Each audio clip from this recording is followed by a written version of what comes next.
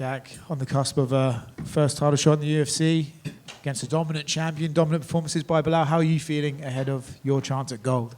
Yeah, I'm feeling good. It feels like any other fight week, and I feel like all the preparations have gone well. I feel like I've left no stone unturned. I'm ready to go out there and perform. It's funny, right? This one sort of came to you a little bit unexpected. You know, you were sort of preparing, I think it's for Leon, right? And then suddenly this title shot comes to you. Does that give you an extra fire, or are you just putting in the miles and the work in the gym anyway, so it doesn't really matter if there's a gold belt on the line, you're going to be putting in the work as hard as you can anyway? Yeah, for sure. Obviously, fighting for this is the big one, you know. I've been working at this for a long time. But yeah, just for another fight, you know, 5-rounder. I was prepping for a 5-rounder and now fighting, the best guy in a 5-rounder. Couldn't put all the work in. Toughest fight of my life. Belal's a funny one, right? Because everyone sort of looks at him and thinks, okay, forward pressure, lots of takedown attempts, just try and control you. So in a way you would think, okay, that gives me something that I know what I have to prepare for. But then he's coming out and saying, no, he's not going to go for one takedown. He's going to beat you on the feet and all this, maybe trying to play with your mind a little bit. What exactly have you prepared for from Belal? I mean, I guess just all you can do is just watch his previous fights and just that's what you can expect. You know, I think his bread and butter is pushing a high pace, mixing it up, takedowns, striking. So yeah, I try not to listen too much to what he's going to say and just prepare as to what we see in his previous fights. I don't think it's out of line to say that sometimes he doesn't really connect with the fan base. Do you feel like you're getting a lot of support from the fans to try and get this guy out of the title picture? Yeah, I feel like I've got good fans, you know, fans that have stuck by me for a long time, and I think they believe in me. I mean, I appreciate my fans, but yeah, that's it. I'm just coming in here to do a job. And I believe I saw you say in an embedded that you think he's had a nice run, but it's time for him to retire, buddy. What exactly are you going to do to him to make him walk away from the sport on Saturday? I'm going to try and finish him dominantly, you know. That'd be the way I'd like it to go down. Dominant finish, and then, yeah, that's up to him at that point, what's next for him. You know, Belal was just in here, and, you know, we talked a bit about how this fight compared to Belal's previous fight against Leon, there's a lot of bad blood, but here it's you guys, your trash talk is I'm better at grappling, I'm better at striking, I'm better at MMA. It's much more skill-based trash talking. Is that something that you prefer, or is like if you do become champion, you might have, you know, guys kind of trying to pick at you, kind of like what Ilya did to Volk, and Volk was like, I kind of like this because it brings more attention to the fights. I mean, whatever, I'm just going to be myself. Yeah, I'm a professional, you know, so I'm just coming in to take him out. He can say what he wants. I'm prepared for it all. And there is probably as much tape on Belal as anyone in the welterweight division against, you know, Wonder Boy, high-level striker, Damian Maia, and Gilbert, high-level grappler. So I guess, have you seen this massive progression that I guess fans seem to think Belal took this big leap in skill? Or if you break down tape on him, has he always been this good and people have just been overlooking him for a long time? I think he's always been pretty good, you know. He's always done what he needs to do to win, and I think that's his strong suit, you know. He's a winner, so it's a tough fight. It's a tough guy to beat, but I believe we've got the skills. There's a lot of tape on him, so yeah, I've been studying, and I think I've got the ability to beat him. And then just last one for me, I asked Belal this too, and he said it is kind of annoying that pretty much every interview he does, it's how does this fight shape two weight classes, right? Lightweight and welterweight, and even middleweight if Belal wants to go to middleweight at some point. So is it annoying for you too that you're fighting for your first title and everyone seems to be asking, well, what's next, even though the fight hasn't even happened yet? I mean, it's sort of, it kind of always happens, you know. It's always what's next after this, but yeah, I've got my eyes on Belal. I'm going to get through Belal and then see what happens. Just one right here, Jake. Belal confirmed that he want to beat you on the feet. Do you think he want to play mind game with you, or do you actually think he believe that? Like, that's what my question, because it seems a little bit odd that he want to beat you on your style. I mean, I think he's hoping, and I think he believes in himself. I believe he believes in his striking. I think obviously the fight's going to start striking, so I think he'll test it out. But I think when he gets uncomfortable or when he feels that the advantage might be leaning towards me, I think he'll lean back to his bread and butter. Yeah. So you expect him to shoot early in the fight or to try to box at the beginning? I'm not expecting too much. I think he's shown in the past he mixes it up. So I think he'll definitely he'll strike a bit, mix it up, shoot takedowns. Expect it all. Last one for me. Predict a third round knockout. What's your prediction? Yeah, I think a third round knockout sounds pretty spot on. Thank you very much. Jack?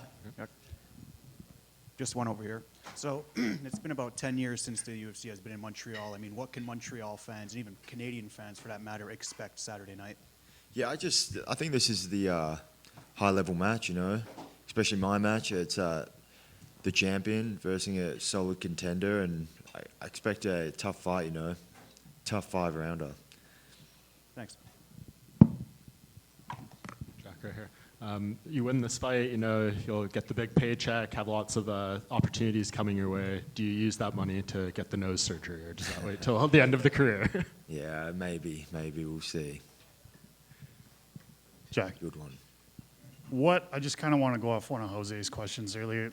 What specifically about Belal do you think it is that some of these guys don't take serious about him, and then they go into the fight and they think, man, maybe I should have taken him a little bit more serious, you know what I mean? Just like we saw it with Leon when he was at the media day. He said, oh, it's just Belal, isn't it? You know, so is there anything specific about Belal? Like, is it his character? Is it the way he acts? Or is it... I don't know.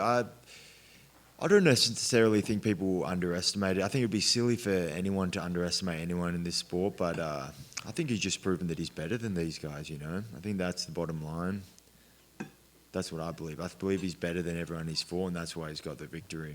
And then what's the interactions been with Ian Gary this week? Because we see him running around. He's trying to play jokes and do banter. Like, he's handed me a bag of M&Ms with an autograph on it.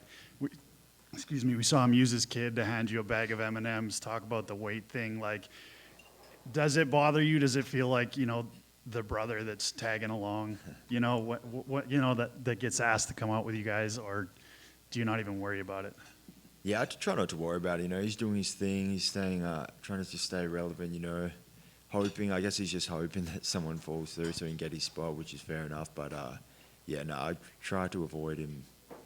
Except if it's fight time, then yeah, I won't avoid him. I will right in his face. Jack over here. How's it going, mate? There's a rumour going around that if you win on Saturday, Perth will land the pay-per-view, and that if you lose, we'll get a fight night. Does this add to the stakes for you heading into this one? I think it makes sense, you know. If Perth have a homegrown champion, why not? It'd be obviously a dream come true for me to defend the belt in Perth. I think it makes sense across the board. So whether that's something they do, I don't know. But that would obviously be a dream for me to defend a title in my backyard. Of course.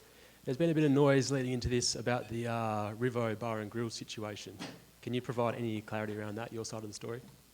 Oh, we're just doing a like a paid appearance thing, and yeah, it sort of fell through. It was just too much. I needed to focus on the fight, you know, not doing that sort of stuff. But we'll do it after. When I get back, we'll make it happen. I've got a lot of fans. I've got a respect for the people that are there. So yeah, I'm excited to do that when we get back. Yeah, well, I guess that leads into one. With the belt, it'll be even better, you know. Of course, that leads into one of my other questions. What is the celebration plan if the city of Perth offered you a ceremony maybe in Forest Square? Is that something that you'd be open to? Yeah, yeah. It's a bit high key for, you know, you'd probably like to keep it a bit more low key, but, you know, we see the Wildcats there when they win a championship, that kind of thing. I think that would be a suitable environment. Yeah, I think it'll be a good moment for Perth, you know, bring the belt back to our small city. Of course, you've repped Perth since day one, and, you know, Steve came razor close to bringing that belt back to WA. Is that something you guys have spoken about, bringing the belt back to Perth? I haven't spoken. Yeah, it's obviously a dream of mine. Steve was he's very close, you know, to making it happen. I believed he was going to do it, but it's a tough one, you know, tough fights at the top. Anyone can win, so wasn't his day. I'm sure he'll be back, but I'm looking forward to bring the belt back. Of course, and last one from me. After seeing how Edwards and Brady played out, is there a part of you that's disappointed you didn't get a shot at Leon? I mean, it would have been I was excited for the match, but obviously this is a big opportunity, so I was happy to bypass that and take this. Of course. Jack right here. You talked about, obviously you were in camp and training for a 5-round fight, so the timing works that way. And obviously this is an opportunity you have to jump on. But we talk a lot about timing in combat sports in general in terms of like guys getting to a title fight too soon or too late. Just in general, how do you feel the timing of this title fight is in the scope of your overall career? Yeah, I think it was good timing. I think if I hadn't got the injury, my thoughts would have been I probably would have been fighting for a title at a similar time. I think I would have had to fight one of the top guys later in the year, and then I believe it's worked out the same. I've obviously missed a fight. I think perfect world would have had the fight beforehand, but I think timeline, it works out well.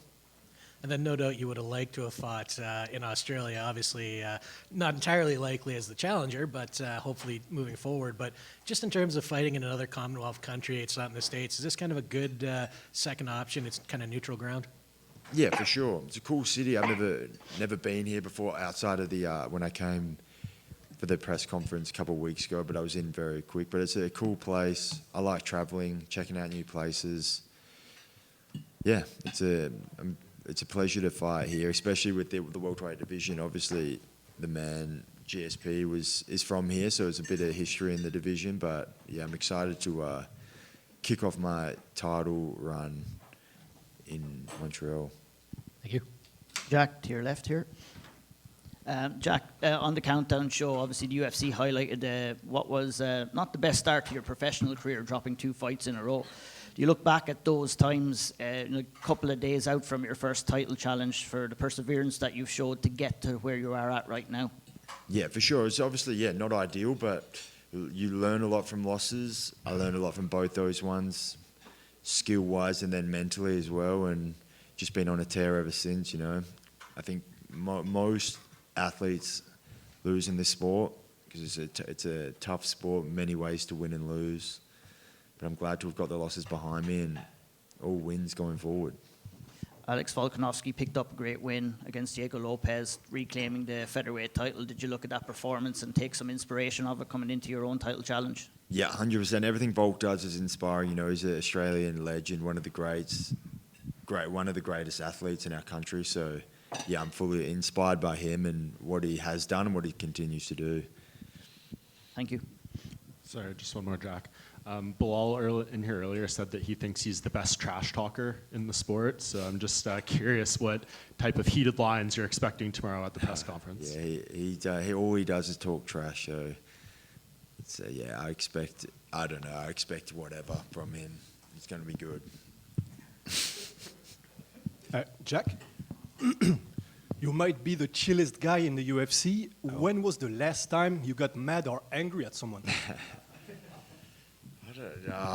I try not to get mad too much. I can't even remember. That's a good. Yeah, I don't know. Try not to get too mad at people. What would it? This guy asked me about my nose. And what would it take for an opponent to get you crazy or mad? I don't know. I think staying calm is number one in the octagon. I think being anger can be at your own detriment. So I just stay calm, try and pull the shots. So just one more. You said that all Belal does is talk. Does that mean you don't really consider his hands to be Canelo-esque? No, honestly, no. I don't really see the resemblance in the Canelo hands. He does have good hands, but if you're talking skill-wise, I don't see the resemblance. But maybe I'm missing something. He also said he's the best boxer in the welterweight division. I'm curious if you agree with that. Yeah, good on him. Good on him. He's proven he's the best at the moment. Won the belt. Yeah, but I think he's good at mixing it up. But yeah, I don't know too much. His boxing's all right. One more for me, Jack, just before. You've done some work with Craig Jones in the lead up to this fight. Do you feel that that'll give you an extra advantage coming in here? And what does he bring to the table as a coach for you? Obviously, when you look at straight jiu-jitsu, is a lot different than when you're implementing jiu-jitsu into mixed martial arts. Yeah, he's obviously a good grappler, He's a good grappler. He knows what he's doing. He's been in there in the corner on big fights with Volk. And, yeah, he's just been helping us out, small details. But, yeah, he's sharpened the tools for us. I believe he's going to, he's given me some different stuff to work so I can get back to my feet. He's definitely helping you out with the trash talking as well. Yeah, that's it. And the after party's going to help us out there. Big time. Thank you. Sick. Thank you. Just one more in the back. Sorry. Hey, Jack. Hey. So a few weeks back, you were training with Volk, Brad Riddell, and the Bang Tao boys. How was it training with that crew? Yeah, it's awesome watching Volk prepare for the big fights. He's obviously been in their big fights, multiple world title fights, just to be able to be in the room with him, see how he handles himself, see how he works, and then just, learning from him. Very experienced champion. It was a beneficial trip for me for sure. Nice. And I think Brad Riddell is looking to fight in June. If he does, do you think you'll be training with him? Yeah, I'd love to. Brad's the man. He's a legendary striker, and now he's making a good run in his MMA career. So yeah, definitely at some point this year, I'd be keen to train with Brad again, 100%.